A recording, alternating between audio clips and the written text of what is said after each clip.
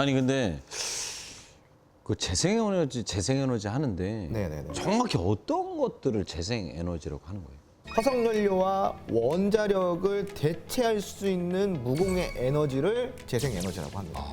이게 이제 정의를 내려드리잖아요. 네. 일반적으로 봤을 때는 우리가 흔히 태양광 에너지, 풍력 에너지가 대표적인 재생 에너지가 되는 거예요. 그 밖에도 지열, 소수력, 그리고 폐기물 에너지 등이 있습니다. 아니 그 태양광 같은 경우는 해가 좀 잘 안 뜨면 태양광이 또 소용이 없어지는 거고 풍력도 바람이 많이 불어야지 이렇게 에너지를 만들 수 있는 거잖아요. 맞아요. 그리고 얘네들 보니까 그때 만들어 놓은 에너지를 뭔가 저장하지 못하고 또 그냥 맞아, 사용해야 돼요, 그거는. 예, 안 쓰고 그냥 버릴 수밖에 없는 그런 상황이에요. 어떤 거예요? 이런 풍력이나 태양광 같은 경우는 말씀하신 대로 지리적 영향을 많이 받아요. 그러니까 뭐 예를 들어서 두바이나 이런 중동 같은 경우는 태양광을 잘 받을 수 있겠죠. 너무 좋겠죠. 그죠? 풍력 같은 경우도 뭐 네덜란드나 이런 쪽은 어마어마하겠죠. 네. 그죠? 근데 우리나라가 이런 뭐 지리적 위치 때문인지 풍력 에너지나 이런 태양광 에너지를 만들어내는 기술이 세계 거의 탑급이에요. 왜냐면은 지리적으로 좋지 않기 때문에 다른 국가들보다 더 많은 양을 만들어내야 되잖아요. 그래서 기술을 발전시킬 수밖에 없는 거예요. 이걸 해결할 수 있는 방법은. 그러니까 지금 현재로서는 이런 신재생 에너지 같은 경우도 저장 기술이 생겨났다. 그렇기 때문에 우리는 수소 에너지에 집중을 해야 되는 거예요. 수소 에너지. 네. 아 그렇지 않아도 지금 무슨 뭐 남극 북극 뭐 녹아내리고 있다, 펭귄이 뭐 집을 잃었다, 그래서 뽀로로도 우리나라에 찾아왔잖아요. 아이고. 아유, 집을 잃고 그런 거 보면은 빨리 수소 에너지를 왜 사용하지 않았나 그런 생각도 했거든요. 근데 이유가 있어요. 현대의 지금 과학 기술로는 수소 에너지를 상용화시키는데 굉장히 기술적인 제한이 많이 걸려 있다라는 거예요. 아이러니하게도 수소 에너지를 사용하고 있는 데에는 탄소 배출이 안 돼요. 그런데 수소 에너지를 만드는 과정에는 탄소 배출이 돼요. 그럼 뭐야? 그럼 똑같은 거 아니야? 그렇죠? 지금의 현재 시점인 거예요. 아 기술력이. 그러니까 이거를 과연 100% 친환경이라고 할 수가 있냐라는 거죠. 그러니까 우리가 좀 지켜볼 필요가 있다라는 거고요. 두 번째 이유로는 돈이 많이 들어가요. 천문학적인 돈이 들어가다 보니까 실용화하기에는 지금 한계가 있을 수밖에 없겠죠. 하지만 그래도 우리가 긍정적으로 봐야 될 이유가 있습니다. 수소는 흔한 원소 그리고 물에도 들어있죠. 그럼요. 기본 원소인데. 그리고 화석연료와 달리 고갈될 일이 전혀 없어요. 그러네요. 우리 널려 있잖아요, 수소. 우주의 90%가 수소예요. 이야, 이거 무궁무진한 그냥 원료네. 그 수소는 기술력만 받쳐진다고 하면은 꿈의 에너지죠. 이야. 네. 저는 궁금한 게 그러면 재생에너지에 관련된 주는 어떤 게 있는지. 너무 많죠. 너무 많아요? 네. 근데 그거예요. 뭐냐면 탄소 포집 쪽으로 갈 거냐, 아니면 재생 에너지 쪽으로 갈 거냐, 재생 에너지 쪽에서도 태양광 쪽으로 갈 거냐, 풍력 쪽으로 갈 거냐, 아니면 폐기물 처리 쪽으로 갈 거냐, 아니면 수소 에너지 쪽으로 갈 거냐, 아니면 아까 말한 대로 ESS, 그러니까 에너지 저장 장치 쪽으로 갈 거냐. 되게 많네. 너무 선택폭이 많죠. 굉장히 많네. 네. 왜 이렇게 많아? 그러니까 지금 이런 1차원적인 생각에서 벗어나야지만 우리는 주식을 잘할 수가 있어요. 하지 마, 그런 질문. 그만하세요, 이거. 나는 뭐 잘하는 게 하나도 없냐? 그러니까 열심히 공부하고 깊게 맞습니다. 고민한 후에 투자하셔야 실패율이 줄어든다. 아, 역시. 자, 두 번째 돈이 되는 이슈로 넘어갑니다.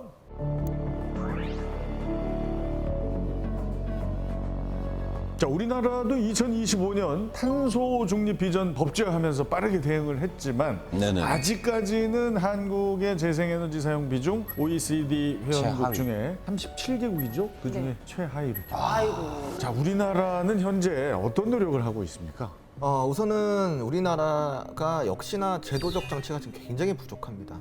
기술의 문제가 아니에요. 제도적으로 해결되지 않은 게 있기 때문에 지금 이런 최하위를 기록하는 상황이라고 좀 보시면 좋을 것 같고, 네네. 우선은 가장 큰 이유가 바로 탄소 배출권 거래제예요. 이게 너무 활성화가 되어 있지 않다라는 거죠. 실질적으로 지금 다양한 국가에서는 이미부터 탄소 배출에 대한 거래를 하고 있어요. 네? 이게 무엇이냐? 네. 탄소를 배출할 권리를 사고 파는 거예요. 오. 나라에. 아니요. 서로. 서로.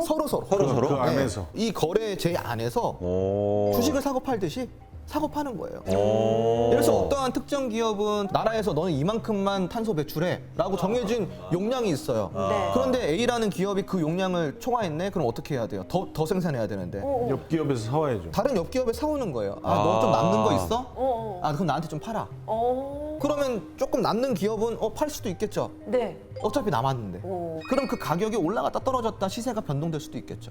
이걸 우리가 탄소 배출 거래자라고 하는 거예요.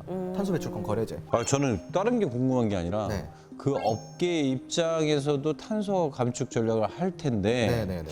탄소 배출을 최소화하기 위해서 어떤 기술들을 개발하고 있는지가 궁금해요. 우선은 그 탄소 포집 활용 저장 기술이 핵심이라고 보시면 좋아요. 탄소 포집. 네네네.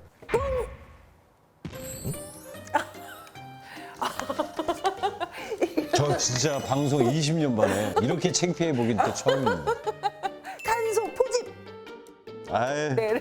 제가 이거 아까 잘하시네요. 네, 포집했습니다. 우리가 아까 CCU는 뭐라 그랬어요? 배출된 이산화탄소를 포집해서 포집해서 재활용하는. 또 다른 에너지로 재생 재활용하는 에너지로 네, 바꾸는 거. 네. 그러면 CCS는 포집만 시키는 거예요. 아, CCS. 포집해서 저 깊은 해적 깊숙이 저장하는 기술이 CCS예요. 아. 그래서 CCUS는 이걸 합친 거예요. 그런 기술들 그걸 보고 우리가 탄소 포집, 네. 활용, 저장 기술이라고 보시면 좋아요. 그래서 CCUS가 주목을 받고 있는 겁니다. 네, 아직은 사업 초기라서 좀 풀어야 할 과제가 좀 많지만 2030년도까지 연평균 무려 23%씩 계속 성장을 할 거라고 하니까 와. 여러분들이 집중을 해야겠죠. 저도 이제 했구나. 질문하기가 되게 두렵기도 해요. 네네. 하지만 공부를 해볼 텐데 네.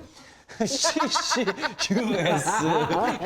기술을 우리나라는 어떤 기업들이 이렇게 네네네. 개발하고 관리하고 있는지 네네네. 그런 기업들 이름이라도 좀 알 수 있을까요? 우선은 ENS라는 기업이 있어요. 아, 예, 예. 네. 이 기업은 호주와 동티모르에서 연 300만 톤 규모의 CCS 사업을 하고 있고요. 네. 그리고 삼성 엔지니어링 이 기업은 6개의 회사와 협력을 해서 말레이시아에 연 200만 톤 규모의 사업을 진행하고 있습니다.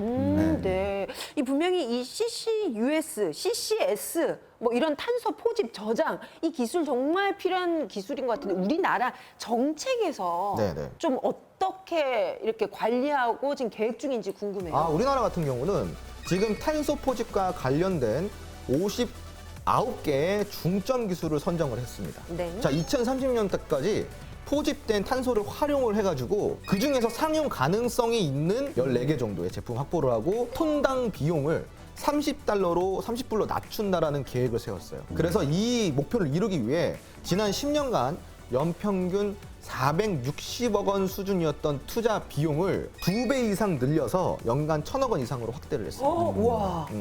그리고 기업의 투자도 유도를 해야겠죠. 그렇게 네. 하기 위해서 R&D에 대한 세액 공제를 확대해줬어요. 물론 저도 탄소 배출하고 네. CCUS에 관련되는 회사를 공부해 보겠지만 그래도 이렇게 질문하기는 좀 뭐하지만 관련해서 주목해야 할 종목이 좀 있는지 조심스럽게 한번 여쭤보고 싶은데 조심스러웠으면 좋겠어. 말하기 싫으면 그냥 뭐 카카오톡으로 채널 추가해서 물어보고요. 엎드려서 얘기하세요. 엎드려. 납작 예, 저를 드리고 이럴 줄 알았으면. 예, 저를 드리고 했었어야죠. 아니 탄소 중립 관련주라는 게 네네. 굉장히 광범위하다니까. 아유 또 내가 내 공부를 해야 된다니까. 아까 그렇게 얘기하셨는데 아이고 아유, 이 사람아. 세상에. 응. 탄소 중립이라는 게 방금도 이야기 드렸지만 재생에너지 관련주일 수도 있고 그러네. 탄소 배출권을 거래하는 거래 그 관련주일 수도 있잖아요. 그렇죠. 저 뭐 저장하는 회사일 수도 네. 있고. 예. 그 뭐 구체적으로 그 안에서 어떠한 게 더 중요한지가 더 우선이 돼야지. 그렇다니까. 나도 그 생각을 했는데 이거 예비방정이야. 아유, 그러니까. 근데 제가 이거는 이야기 드릴게요. 어. 뭐냐면 탄소 배출 관련주에서 집중을 받고 있는 테마가 있어요. 뭐예요? 탄소 배출권이에요. 탄소 배출권. 저장이 아니라 물론 저장도 주목을 받지만 탄소 배출권 사와야 관련주들이 되니까. 조금 더 좀 더 주목. 주목을 받고 있어요. 왜냐면은 제도적으로 지금 개선이 안 됐기 때문에 포집하고 저장하는 기술이 아직까지 우리 따라가는 정도라고 그랬잖아요. 맞아요, 네네. 맞아요. 근데 탄소 배출권 같은 경우는 우리가 제도권이 마련되지 않더라도 거래할 수 있어요, 없어요? 지금 실제로 하고 할수 있죠, 있으니까. 할 수 있잖아요. 네. 그러니까 지금 당장에 사용이 가능한 거는 탄소 배출권이라는 거지. 환경 이슈를 넘어 경제 이슈로 떠오르는 탄소 중립 관련 종목 궁금하시면 주식이 머니와 함께 하시기 바랍니다. 자, 오래 기다리셨습니다. 드디어 홍준 소장이 선택한 탄소 배출 관련 유망주 머니주의 두 번째 힌트를 공개합니다. 두 번째 강력한 힌트 뭔가요?